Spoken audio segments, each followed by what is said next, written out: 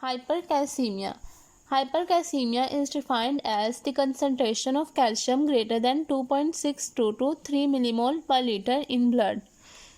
जो ब्लड में कैल्शियम की कंसंट्रेशन है अगर वो 2.62 से 3 मिलीमोल पर लीटर से ज़्यादा हो जाएगी तो इसे कहेंगे हाइपरकैल्सीमिया। हाइपरकैल्सीमिया के कॉजेज़ क्या क्या हो सकते हैं? Primary hyper parathyroidism. Parathyroid gland is functionally abnormal, मतलब उसके फंक्शन में डिफेक्ट आ गया है, कोई एडिनोमा हो गया, बिनाइन ट्यूमर है, या फिर उसके सेल्स के नंबर में इंक्रीज आ गया जिसकी वजह से पैराथायरॉयड हार्मोन की प्रोडक्शन ज़्यादा हो रही है। जैसे कि एडिनोमा इज़ बिनाइन ट्यूमर। अगर कोई बिनाइन ट्यूमर तो वो क्या होगा, कंटिन्यूसली पैराथायरॉयड हार्मोन की प्रोडक्शन कर रहा है जिसकी वजह से कैल्शियम की रीअब्जॉर्प्शन भी ज़्यादा हो रही है। ग्लैंडुलर हाइपरप्लेजिया, जो पैराथायरॉयड ग्लैंड है उसके सेल्स के नंबर में इंक्रीज आ गया है, उसकी वजह से भी पैराथायरॉयड हार्मोन में इंक्रीज आ जाएगा और कैल्शियम की रीअब्जॉर्प्शन ज़्यादा हो जाएगी किडनीज में और इनकी अब्जॉर्प्शन इंटेस्टाइन में भी ज़्यादा हो जाएगी। हाइपरथायरॉयडिज्म, जो पैराथायरॉयड ग्लैंड होता है वो थायरॉयड ग्लैंड के ऊपर प्रेजेंट होते हैं, एक यहाँ पे, यहाँ और इधर। तो अगर थायरॉयड ग्लैंड की हाइपरट्रोफी हो गई है तो उसकी वजह से जो पैराथायरॉयड ग्लैंड है उनकी भी हाइपरट्रोफी हो जाती है, तो इस वजह से भी पैराथायरॉयड हार्मोन का फंक्शन इंक्रीज हो जाता है और उसकी कंसंट्रेशन भी ब्लड में इंक्रीज कर जाती है। बेनाइन फेमिलियल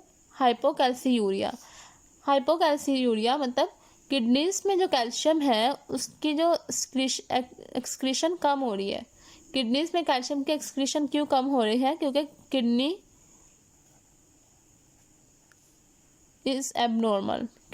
एबनॉर्मल हो गई है किसी डिजीज़ की वजह से, रेनल इनसफिशिएंसी की वजह से, जिसकी वजह से हाइपोकैल्सीयूरिया हो रहा है, कैल्शियम का रिलीज़ कम हो रहा है यूरिन में और ब्लड में कैल्शियम इंक्रीज कर रहा है।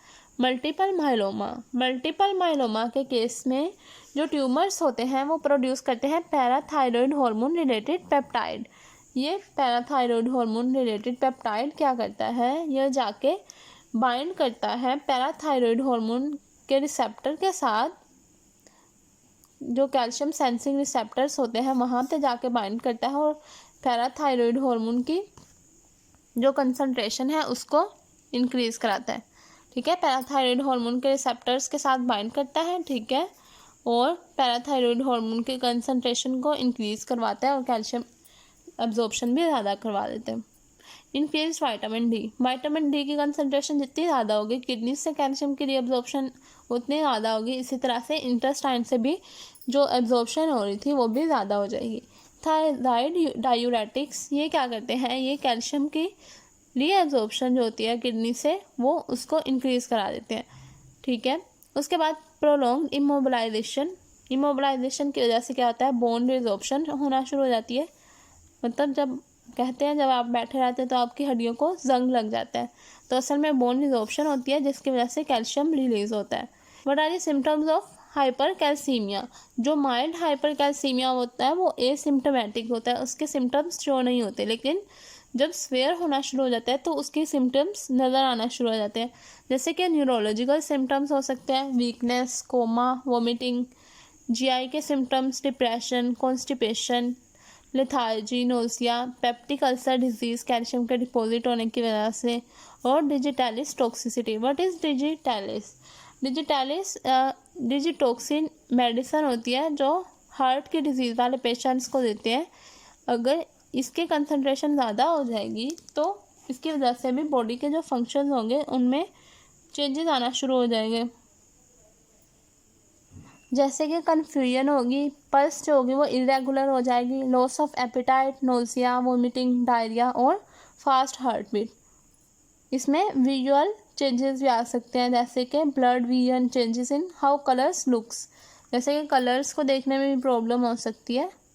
ठीक है, उसके बाद देखते हैं 2 टर्म्स दी हुई हैं बुक पे, उनको ज़रा डिस्कस करते हैं। Nephrolithiasis and nephrocalcinosis. What is nephrolithiasis? जो किडनी में स्टोन्स बनते हैं ना, उनकी फॉर्मेशन को कहते हैं nephrolithiasis. It is the term used for kidney stones, also known as renal calculi, and they are crystal concretions form typically in kidney. Calculi जो होते हैं वो किडनीज में बनते हैं और यूरेथ्रा के थ्रू रिमूव हो जाते हैं अगर वो छोटे छोटे होते हैं, लेकिन अगर जो स्टोन्स होते हैं वो बड़े हो जाते हैं तो वो किडनी में ही रह जाते हैं, जिसकी वजह से किडनी सर्जरी करनी पड़ती है या लिथोट्रिप्सी करनी पड़ती है उनके रिमूवल के लिए। दूसरी टर्म है nephrocalcinosis. It refers to generalized calcium deposition in the kidney. मतलब कैल्शियम की जो डिपोजिशन होती है ना, वो किडनीज में होना शुरू हो जाती है। जैसे स्टोन से बनते हैं, लेकिन कैल्शियम ऐसे ही जैसे होती है वैसे ही किडनीज में डिपॉजिट होना शुरू हो जाती है। और इसकी वजह से क्या होता है, हाइपरकैल्सीमिया, हाइपरफॉस्फेटीमिया, हाइपरकैल्सीयूरिया एंड हाइपरफॉस्फेटूरिया। मतलब जो ब्लड में भी कैल्शियम की कंसनट्रेशन ज़्यादा हो जाती है और यूरिन में भी ज़्यादा हो जाती है। तो ये दो टर्म्स थी। इसके बाद डिटर्मिनेशन ऑफ कैल्शियम कैसे करते हैं। स्पेसिमेन, सीरम और लिथियम हेपारिन प्लाज्मा। या तो सीरम लेना है या फिर अगर प्लाज्मा लेना है तो वो लिथियम हेपारिन ट्यूब में लेना है। उसके बाद कार्बन डाइऑक्साइड कम होती है तो उसकी वजह से पीएच अल्कलाइन हो जाती है, पीएच इंक्रीज कर जाती है या अल्कलाइन हो जाती है एरोबिक कंडीशंस में। लेकिन इस केस में sample should be collected anaerobically. Sample को कैसे लेना है, एनारोबिकली कलेक्ट करना है, ताकि कार्बन डाइऑक्साइड के रोज की वजह से पीएच अल्कलाइन ना हो। No liquid heparin products should be use. Liquid heparin products को यूज़ नहीं करना चाहिए, सिर्फ ड्राई या पाउडर्ड हेपारिन प्रोडक्ट्स को यूज़ करना चाहिए, वो भी टाइट्रेशन के साथ। अगर हेपारिन 25 इंटरनेशनल यूनिट पर ml इंक्रीज होगी, अगर इतनी अमाउंट हम हेपारिन की ले रहे हैं तो इससे आयोनाइज्ड कैल्शियम का लेवल 3% डिक्रीज हो जाएगा। तो हेपारिन के ज़्यादा होने की वजह से आयोनाइज्ड कैल्शियम के लेवल में चेंजेस आ रहे हैं। हेपारिन ट्यूब्स ग्रीन कैप वाली होती हैं, ठीक है, अक्सर वाइवा में पूछ लेते हैं।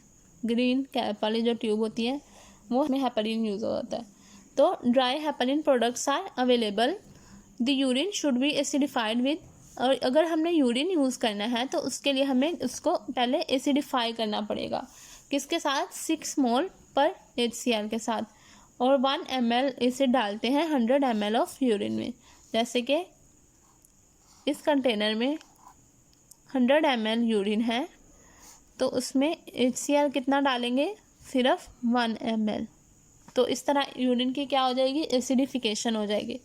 मेथड्स कौन कौन से यूज़ हो रहे हैं, ऑर्थोक्रिजोल फेथैलिन कॉम्प्लेक्सोन, आर्सेनाजोल 3 डाई और आयन सेलेक्टिव इलेक्ट्रोड। ऑर्थोक्रिजोल फेथैलिन जो होती है वो डाई होती है और पीएच इंडिकेटर के तौर पे यूज़ होती है, यूज्ड एज पीएच इंडिकेटर इन टाइट्रेशंस। क्योंकि जो हमने ड्राई हेपारिन ली होती है ना, उसकी हम टाइट्रेशंस बना के यूज़ करते हैं, तो उसके लिए हम CPC यूज़ करते हैं। ये वाटर में इनसोल्यूबल होती है लेकिन एथेनॉल में सोल्यूबल होती है। इसका सॉल्यूशन 8.2 pH से नीचे कलरलेस होता है, लेकिन जब pH 9.8 से ज़्यादा होती है तो इसका पर्पल कलर विजिबल होता है, और इसका पर्पल कलर जो होता है वो लाइट होता है, लाइट पर्पल कलर विजिबल होता है। इसके साथ 8 हाइड्रोक्सी क्विनोलिन यूज़ करते हैं to prevent magnesium interference. Okay, दूसरा है आर्सेनाजोल 3 डाई। ये है मेटालोक्रोम इंडिकेटर होता है। मेटालोक्रोम का क्या मतलब है, इसके अंदर मेटल होती है, ठीक है, इसके सेंटर में एक मेटल होती है, इसलिए इसको मेटालोक्रोम इंडिकेटर कहते हैं। That changes colour when complex to calcium ion under physiological conditions. जब ये कैल्शियम के साथ बाइंड करता है तो इसके कलर में चेंजेस आना शुरू हो जाते हैं। तो ये किस लिए यूज़ होता है, ये एक लोकल कैल्शियम के मेजरमेंट के लिए यूज़ होता है बॉडी में। तो जब ये कैल्शियम के साथ बाइंड करता है तो जो क्रिस्टल्स बनते हैं उनका कलर इंटेंस पर्पल होता है, इंटेंस पर्पल कलर प्रोड्यूस होता है। और तीसरा मेथड है ion selective electrode.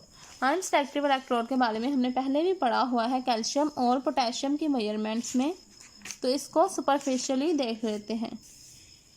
Ion selective electrode में मेम्ब्रेन यूज़ होती है, जिसमें क्या होता है, उस मेम्ब्रेन के थ्रू क्या होता है, आयंस का ट्रांसफ़र होता है। सेमी परमिएबल मेम्ब्रेन होती है, कुछ आयंस को गुजरने देती है लेकिन कुछ को नहीं गुजरने देती। तो मेम्ब्रेन रिवर्सिबल कैल्शियम के साथ बाइंड करता है और जिसकी वजह से एक पोटेंशियल डिफरेंस डिवेल्प हो जाता है दो तरह के सॉल्यूशंस में। ये दो सॉल्यूशंस होते हैं, यहाँ बाहर सॉल्यूशन इंटरनल कोई भी हमने सॉल्यूशन यूज़ होता है इलेक्ट्रोलाइट की तरह, और बाहर वोल्टमीटर लगा होता है। तो दोनों में इलेक्ट्रोड्स में डिफरेंस की वजह से आयंस के डिफरेंस की वजह से क्या होता है, पोटेंशियल डिफरेंस जनरेट होता है। तो जितनी ज़्यादा आयोनाइज्ड कैल्शियम ज़्यादा होती है उतना ही पोटेंशियल डिफरेंस ज़्यादा होता है। Potential difference is directly proportional to calcium concentration. तो इस तरह से हमें पता लग जाता है सैंपल में कैल्शियम की कंसंट्रेशन कितनी है। तो जब न्यूबॉर्न इन्फेंट्स होते हैं उनमें कैल्शियम की कंसंट्रेशन बहुत ज़्यादा होती है और 1 to 3 डेज़ में उनमें कैल्शियम के लेवल्स कम होना शुरू हो जाते हैं। तो आहिस्ता आहिस्ता उनमें कैल्शियम के लेवल नॉर्मल हो जाते हैं 1 to 3 डेज़ के बाद। तो ये सब था कैल्शियम के बारे में।